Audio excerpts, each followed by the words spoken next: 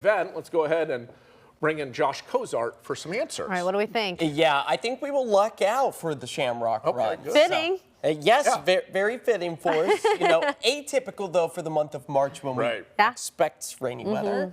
But hey, the good news is it will be dry. The clouds, they will be sticking overhead as we do anticipate it to be a chilly start, but great running weather nonetheless as we quickly warm things back up close to 50 degrees by about the lunchtime hour. All as a KOIN 6 weather alert remains in place as the soaking rains begin to increase yet again across much of the Pacific Northwest, all as our rain gauges have already managed to fill up the buckets more than 3/4 of an inch out towards the Kelso Longview area, a couple of 100ths of an inch for us here in the metro area, and those numbers, they will continue to climb for the remainder of the night as our temperatures are hovering in towards the mid-50s. The wet, soggy conditions found anywhere from the coast to the high terrain of the Cascades, as our temperatures are actually hovering exactly where they should be for this time of year, into the mid-50s. Slightly cooler further to the north. That's where the rain is more persistent and widespread. You can see it working its way further to the south. Those yellows and oranges, a good indication of where the heaviest of the rain is currently falling. But I want to take a look back at the past 36 hours and explain why we are seeing the next round of heavy rain.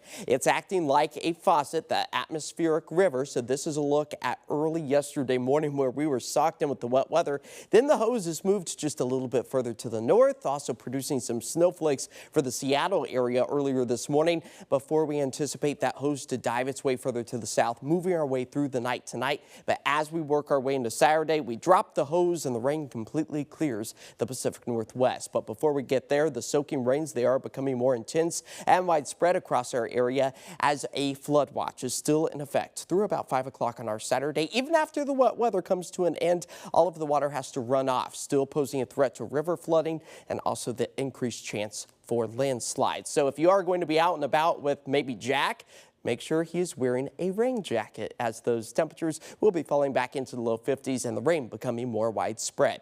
A welcome sight, though, to see snowy conditions return to the high terrain of the Cascades. A lot of the snowflakes on the wet side right now, but that's not slowing our base layer from building back up across our area. But the instability with our snowpack is giving way to avalanche danger and concerns at a high level near tree line and above tree line as we move our way through the rest of this evening.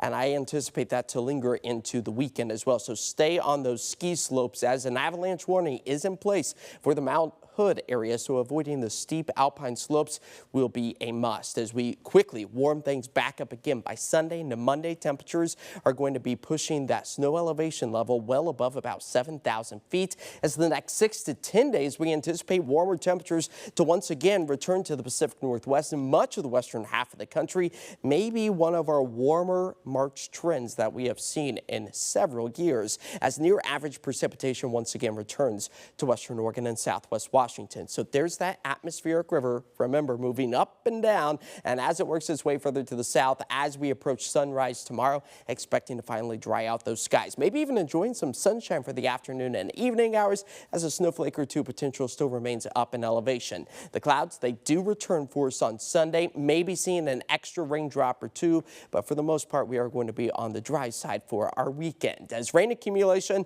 just tonight, anticipating another inch or so for us here in the Rose City, just about the same out along the coastlines. Tonight we fall back to about 38 degrees. The rain, it will become widespread and heavy at times, but closer to about 4 or 5 o'clock in the morning, we'll start to see it clear our areas. Low 50s are anticipated for afternoon highs tomorrow. Slightly warmer for the southwest corner of our state as the rain, it does push its way through the central and southeastern corners of our state.